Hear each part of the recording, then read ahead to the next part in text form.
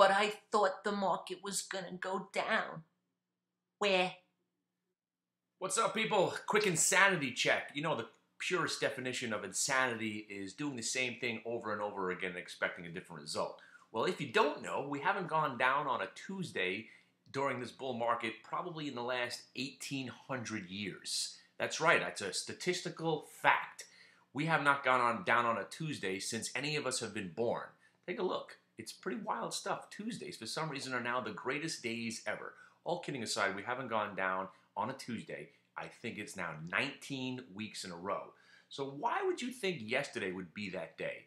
I know you didn't. I know you're fully anchored into the bull movement that we're having right now. Finally, right? You're finally getting the point that the market can't go down.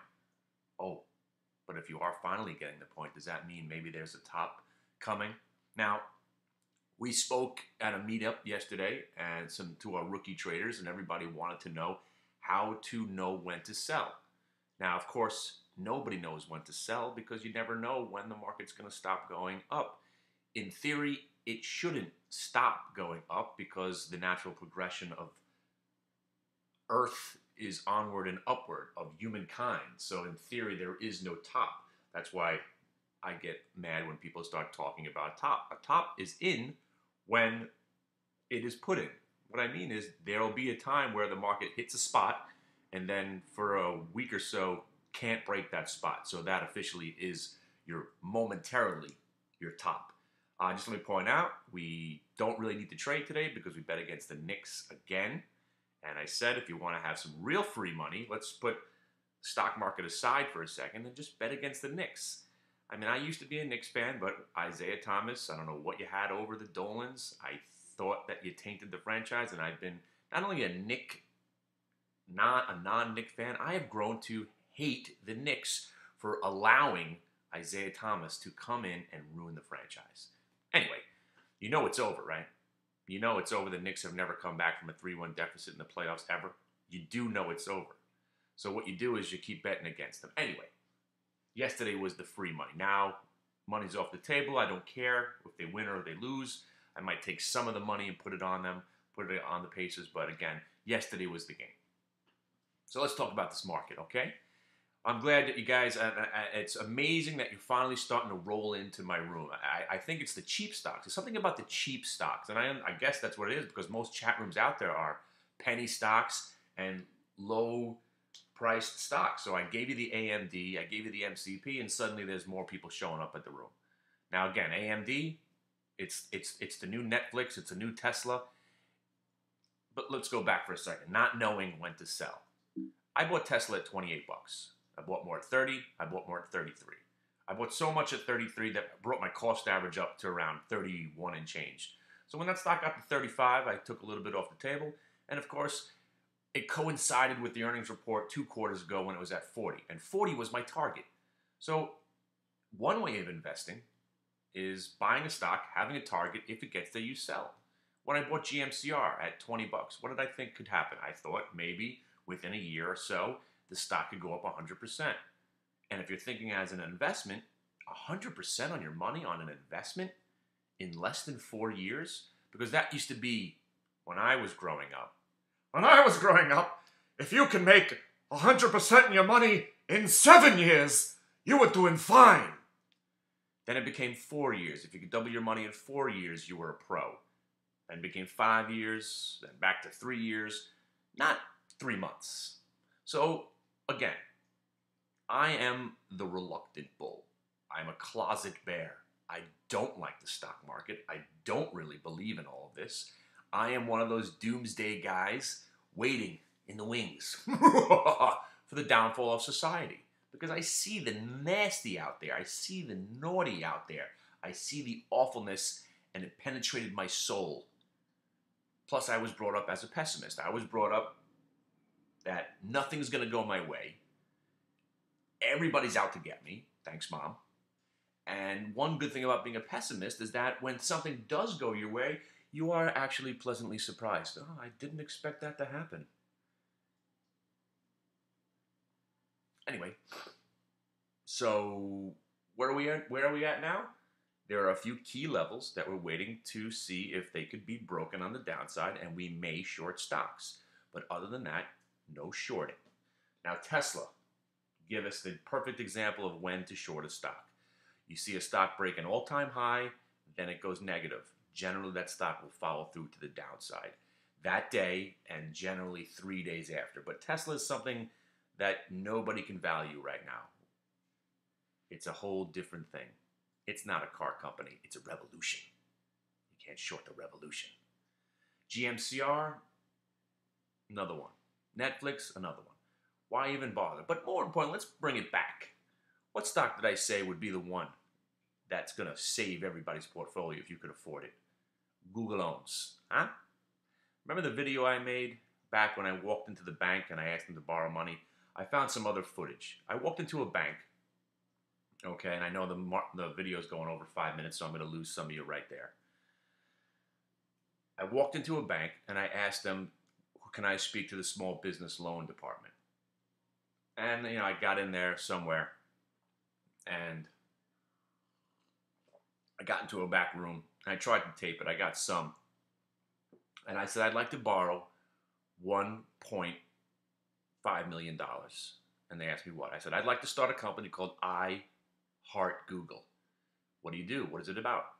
I said, I'd like to buy 2,000 shares of Google at $4.85 and then use the rest of the money just in case the stock pulls back so I could buy more.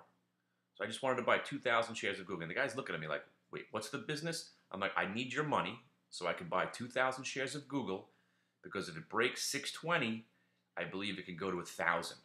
And then when it goes to 1,000, I'll sell it and I'll give you your money back in full with percentages and we'll all be happy.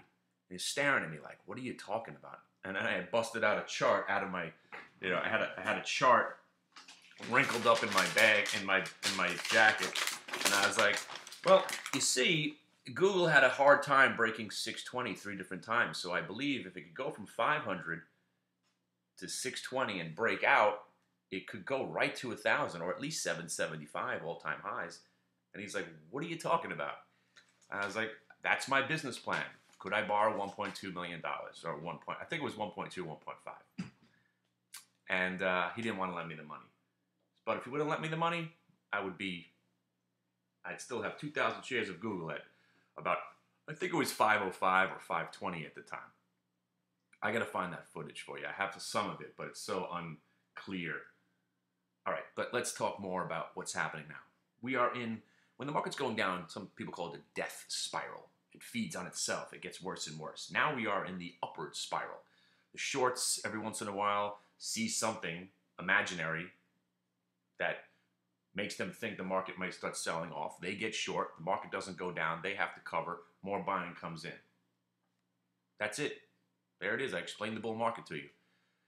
A couple days go by. The market doesn't go down. The shorts have to cover. Then, of course, these technicians, these geniuses, these doomsday guys, these people that think they see something, the smart money see something, and next thing you know, they're shorting the market again, and then they're covering, and then so forth and so on. All right. More importantly, get to the room, kids. Come on. Come on. We're packaging the deals together because right now everybody in the room, everybody's made money on the AMD, on the MCP. So if you haven't been there yet, and I know this is another psychological barrier for you, you know, because I could sit here and I could give great ideas and good stock picks over and over again, but you're out there thinking, The one that I'm going to do is going to be terrible. He's going to give me that one stinker. now here's the thing. If I do give you a trade intraday and it starts to go down, you know what you could do? Sell it. That's right. All you got to do is press the button, lose a couple of pennies. Do you think that when a stock starts going against us, we just sit there and stare at it? Aw, it's not working. 3 cents, 6 cents, 8 cents, 12 cents. Those are big losses for me. I don't take losses. You understand? I hit the button as soon. That's why I'm always complaining about stocks that go up without me. Because sometimes I sell prematurely. Against me or for me, doesn't matter. But it does preserve the capital. If I don't like the way the trade feels, within seconds I might dump it. And you will too. Because if you ever utter the phrase, let's see what happens, it generally gets worse. Oh, I'm going to hold this overnight. Maybe it'll gap up and now I won't have to take this loss. I'd hate to take this loss. I'd hate to take this loss, but I'd love to take it 12 times bigger than it should be in 3 days from now. Take the loss, kids. It feels good when you take the loss because then you're moving on. Moving on. Let it go. You'll have another trade 2 days from now. You'll have another MCP or DDD rallying 30 points or Q-Core. You do realize Q-Core's up 15 points since we bought that thing? What the hell is that all about? QCOR? All right, 10 minutes. You can't take it anymore. All right, you know where to find me. Come on, see what's happening. Go get your free trial. Do what you got to do. And we're packaging everything together soon. So we have a lot of chat rooms in the Affinity Network, if you didn't know that.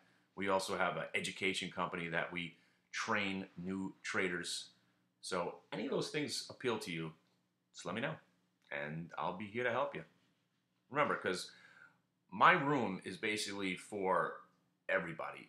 Sure, we help the novice trader, but what we like to do is we teach you all the little tricks of the trade and what you're looking at, and basically, right across the board.